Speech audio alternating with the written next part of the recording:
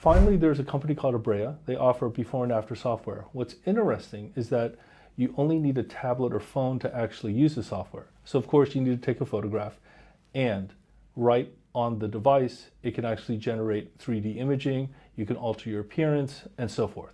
The reason why this is so interesting is because currently we either have two options. One is an option where you have to buy a very large piece of hardware, relatively expensive, relatively bulky, and that sophisticated camera is what generates the device. You need a relatively bigger computer to run the graphics.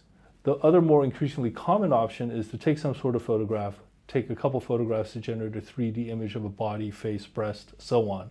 And you need a cloud attachment, in other words, internet connection, because the graphics are run through the cloud.